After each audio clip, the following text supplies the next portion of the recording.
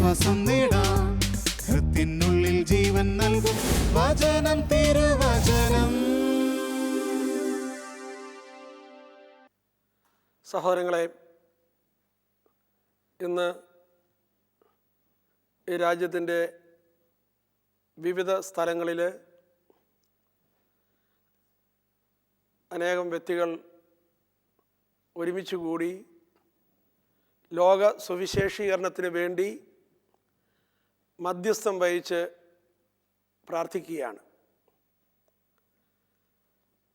ഈ പ്രാർത്ഥനയോട് പങ്കുചേരുവാൻ കാരുണ്യവാനായ ദൈവം എനിക്കും അവസരം നൽകിയതിന് ഞാൻ ദൈവത്തിന് പ്രത്യേകമായി നന്ദി പറയുന്നു. ദാനിയേലിൻ്റെ പുസ്തകം 9-ാം അധ്യായം 16-ാം വാക്യമാണ് എൻ്റെ മനസ്സിലേക്ക് കടന്നു വരുന്നത്. ദാനിയേൽ ഇങ്ങനെ പ്രാർത്ഥിച്ചു: കർത്താവേ, അങ്ങയുടെ നീതിപൂർവകമായ എല്ലാ പ്രവൃത്തികൾക്കും തക്കവിധം അങ്ങയുടെ കോപവും ക്രോധവും വിശുദ്ധഗിരിയായ ജെറുസലേമിൽ നിന്ന് അകന്നു പോകട്ടെ. ഈ പ്രാർത്ഥന ദാനിയേൽ നടത്തിയ ഉടനെ തന്നെ സ്വർഗത്തിൽ നിന്ന് ഗബ്രിയേൽ മാലാഖ പ്രത്യക്ഷപ്പെട്ട് ദാനിയേലിനോട് ഇങ്ങനെ പറഞ്ഞു: നിൻ്റെ പ്രാർത്ഥന ആദ്യമേ തന്നെ ഇതാ ദൈവം കേട്ടിരിക്കുന്നു എന്ന്. മധ്യസ്ഥ പ്രാർത്ഥനയുടെ ശക്തി എത്രയോ വലുതാണ്. ആദിമസഭയെ പരിശുദ്ധാത്മാവ് തന്നെയാണ് മധ്യസ്ഥ പ്രാർത്ഥനയുടെ പ്രാധാന്യവും ശക്തിയും പഠിപ്പിച്ചത്. അപ്പസ്തോല പ്രവർത്തനത്തിലെ ഒരു സംഭവത്തിലേക്ക് നമുക്ക് കടന്നു ചെല്ലാം. അപ്പസ്തോല പ്രവർത്തനം 12-ാം അധ്യായത്തിലാണ് അത് വിവരിച്ചിരിക്കുന്നത്. സാഹചര്യം ഇങ്ങനെയാണ്. നമുക്കറിയാവുന്നതുപോലെ നമ്മുടെ കർത്താവിൻ്റെ ഉയർപ്പിന് ശേഷം യേശു ശിഷ്യന്മാർ സെഹിയോൻ ഊട്ടുശാലയിൽ പരിശുദ്ധാത്മാവ് നിറയാൻ വേണ്ടി പ്രാർത്ഥിച്ചു. 10-ാം ദിവസം പരിശുദ്ധാത്മാവ് ശിഷ്യന്മാരുടെ മേൽ തീനാക്കളുടെ രൂപത്തിൽ എഴുന്നള്ളി വന്നു. എല്ലാവരും പരിശുദ്ധാത്മാവിനാൽ നിറഞ്ഞു. ആ കൂട്ടായ്മയിൽ നിന്ന് എഴുന്നേറ്റ് വന്ന പത്രോസ് പുറത്തേക്കിറങ്ങി ദൈവവചനം പ്രസംഗിച്ചു. 3000-ഓളം പേര് മാനസാന്തരപ്പെട്ട് മാമോദീസ സ്വീകരിച്ചു. തുടർന്ന് നമ്മൾ ശിഷ്യന്മാരുടെ ജീവിതത്തിൽ കാണുന്നത് അവരിലൂടെ ഒട്ടേറെ അത്ഭുതങ്ങളും അടയാളങ്ങളും സംഭവിക്കുന്നതാണ്. മരിച്ച മനുഷ്യർ തന്നെ ഉയർത്തെഴുന്നേറ്റ സംഭവങ്ങൾ, രോഗികൾ സുഖപ്പെടുന്ന സംഭവങ്ങൾ, ഇതെല്ലാം ആദിമസഭയിൽ ഉണ്ടായി. ഇതൊക്കെ ഉണ്ടായപ്പോൾ ആദിമസഭയിലെ അംഗങ്ങൾ ഇങ്ങനെ വിചാരിച്ചു: ഈ ശിഷ്യന്മാർ അത്ഭുത മനുഷ്യരാണ്. കാരണം അവരിലൂടെ അത്ഭുതങ്ങൾ നടക്കുന്നു. അതുകൊണ്ട് അവരെ ആർക്കും തന്നെ തൊടാൻ ഇനി സാധ്യമല്ല. ഇങ്ങനെയായിരുന്നു ആദിമസഭയിലെ അംഗങ്ങൾ ധരിച്ചു വച്ചിരുന്നത്. എന്നാൽ അപ്പസ്തോല പ്രവർത്തനം 12-ാം അധ്യായത്തിൽ നമ്മൾ കാണുകയാണ്, യാക്കോബിനെ ഹേറോദോസ് രാജാവ് പിടിച്ച് കൊല്ലുന്നു. തുടർന്ന് നമ്മൾ കാണുന്നു സ്തേഫാനോസിനെ കല്ലെറിഞ്ഞു കൊല്ലുന്നു. ഈ അവസരത്തിൽ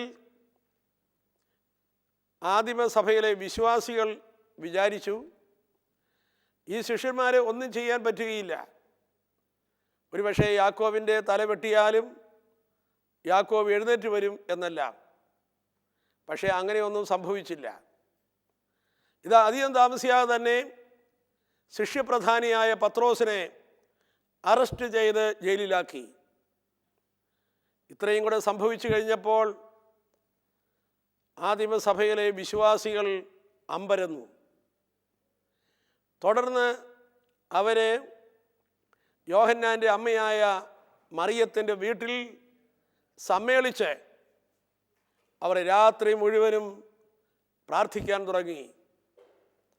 ആ പ്രാർത്ഥനയുടെ പരിണിത ഫലമായി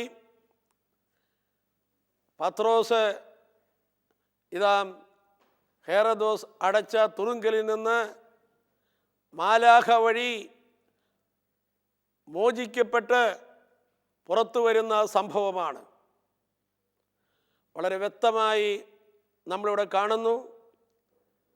സാധാരണ മനുഷ്യർ ഒരുമിച്ച് കൂടി പത്രോസിന് വേണ്ടി പ്രാർത്ഥിച്ചു.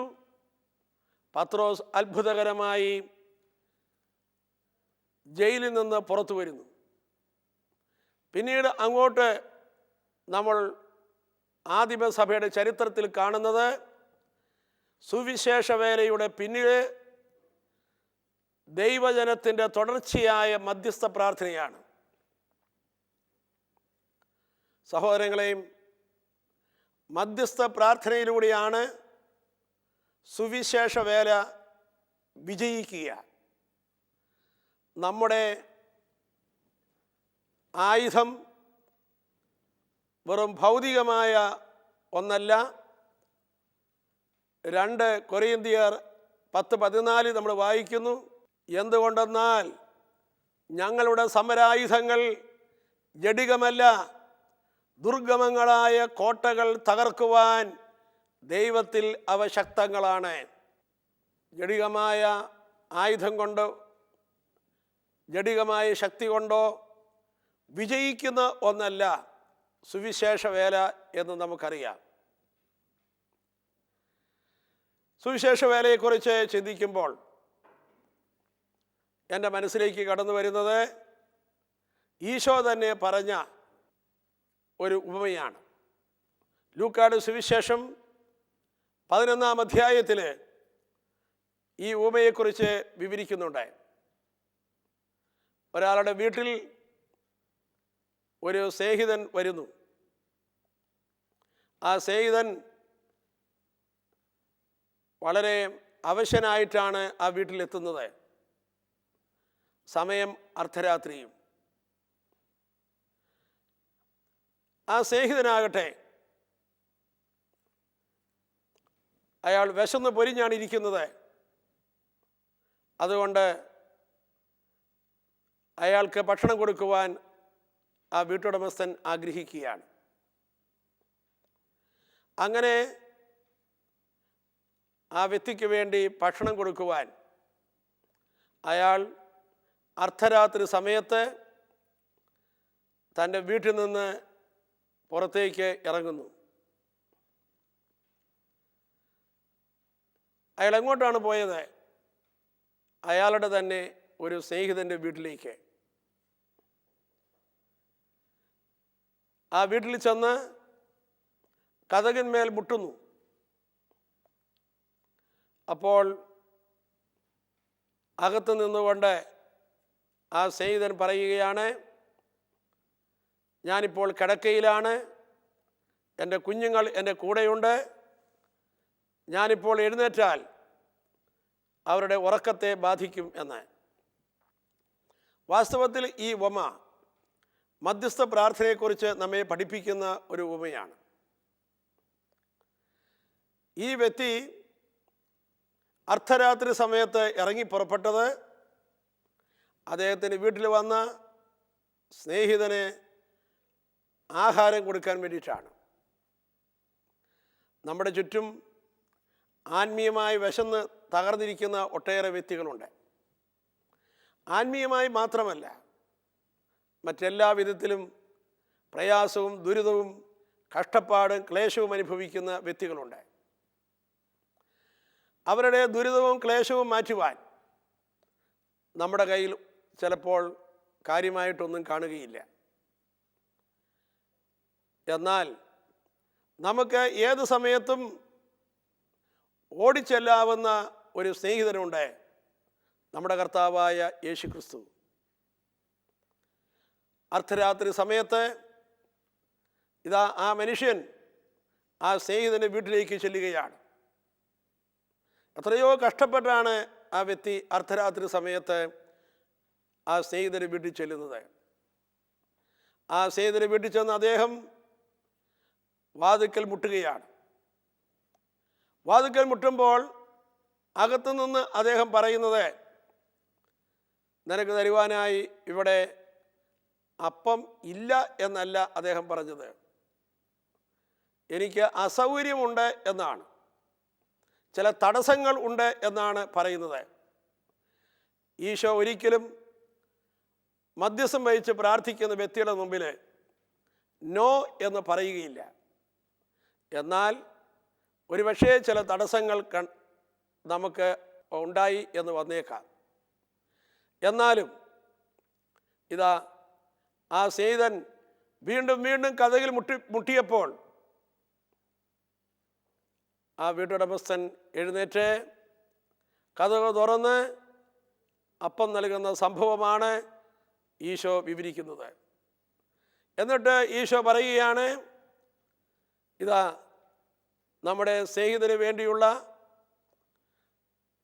ഈശോയുടെ മുമ്പിലെ അപേക്ഷ നമ്മൾ ഒരിക്കലും നിർത്തരുത്. നീ വീണ്ടും വീണ്ടും മുട്ടി പ്രാർത്ഥിക്കുക, ലഭിക്കുന്നവരെയും പ്രാർത്ഥിക്കുക. ഈശോ നമുക്ക് ഉറപ്പ് തരുന്നു, ചോദിക്കും നിങ്ങൾക്ക് ലഭിക്കും, അന്വേഷിപ്പിൻ നിങ്ങൾ കണ്ടെത്തും എന്ന്. തീർച്ചയായിട്ടും നമ്മുടെ പ്രാർത്ഥന ഈശോ കേൾക്കുമെന്ന് ഈ ഉപമയിലൂടെ ഈശോ പഠിപ്പിക്കുന്നു. സഹോദരങ്ങളെ, നമുക്ക് പ്രത്യേകിച്ച് ആത്മാർത്ഥമായി സുവിശേഷ വേല ചെയ്യുന്ന എല്ലാ സഹോദരങ്ങൾക്കും വേണ്ടി പ്രാർത്ഥിക്കാം. പത്രോസിന് വേണ്ടിയുള്ള പ്രാർത്ഥന, പത്രോസിനെ ആ ജയിലിൽ നിന്ന് മോചിപ്പിച്ചതുപോലെ സുവിശേഷ വേലക്കാരെ, അവരെ എല്ലാ തടസ്സങ്ങളിൽ നിന്നും മോചിക്കപ്പെട്ട് ഫലപ്രദമായ വിധത്തിൽ സുവിശേഷ വേല ചെയ്യുവാൻ ഇടയാകുന്നതിന് വേണ്ടി നമുക്ക് ആത്മാർത്ഥമായി പ്രാർത്ഥിക്കാം. അപ്പസ്തോല പ്രവർത്തനം 6-ാം അധ്യായത്തിൽ നമ്മൾ കാണുന്നു, കർത്താവിൻ്റെ ശിഷ്യന്മാരെ അവരെ പ്രാർത്ഥനയ്ക്കും സുവിശേഷ വേലയ്ക്കും വേണ്ടി വേർതിരിഞ്ഞ് നിന്നപ്പോൾ അവരുടെ സുവിശേഷ വേല വളരെ ശക്തമായി എന്ന് 6-ാം അധ്യായത്തിൽ നമ്മൾ വായിക്കുന്നു. അപ്പം അതിനാൽ സുവിശേഷ വേലക്കാർക്ക് വേണ്ടിയുള്ള നമ്മുടെ പ്രാർത്ഥന നമുക്ക് തുടരാം. കർത്താവ് നമ്മളോട് അരുളി ചെയ്യുകയാണ്. ലൂക്കായുടെ സുവിശേഷം 21-ാം അധ്യായം 34 മുതൽ 36 വരെയുള്ള വാക്യങ്ങളിൽ നമ്മൾ കാണുന്നു, സുഖലോലുപത, മദ്യാസക്തി, ജീവിത വ്യഗ്രത എന്നിവയാൽ നിങ്ങളുടെ മനസ്സ് ദുർബലമാകുകയും ആ ദിവസം ഒരു കെണി പോലെ നിങ്ങളിൽ സംഭവിക്കാതിരിക്കുവാൻ ഇതാ ഉണർന്നിരുന്ന് പ്രാർത്ഥനയിൽ വസിച്ചുകൊണ്ട് അതിൽ നിലനിൽക്കുവാൻ ശ്രമിക്കുക എന്ന് ഈ കാലഘട്ടത്തിൻ്റെ പ്രത്യേകമായ സാഹചര്യങ്ങൾ കണക്കിലെടുത്തുകൊണ്ട് നമുക്ക് ഉണർന്ന് പ്രാർത്ഥിക്കുവാൻ പരിശ്രമിക്കാം. കാരുണ്യവാനായ കർത്താവേ, സ്നേഹമുള്ള ഈശോയെ, നിൻ്റെ മക്കൾ നിൻ്റെ സന്നിധിയിൽ അർപ്പിക്കുന്ന എല്ലാ പ്രാർത്ഥനകളെയും അവിടുന്ന് സ്വീകരിക്കണമേ. സ്നേഹമുള്ള കർത്താവേ, ഞങ്ങൾ ഇന്നേ ദിവസം നടത്തിയ ഈ പ്രാർത്ഥനകളെല്ലാം ദിവസവും തുടരുവാനും അങ്ങനെ ഏറ്റവും ശക്തമായി സുവിശേഷ വേല ലോകമെമ്പാടും ഉണ്ടാകുവാനും സഭ ഉണരുവാനും അവിടുന്ന് ഇടയാക്കണമേ.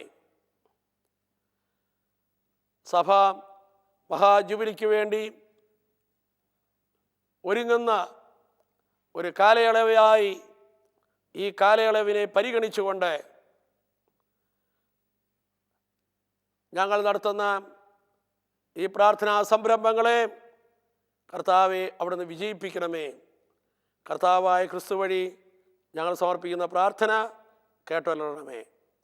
ആമേൻ.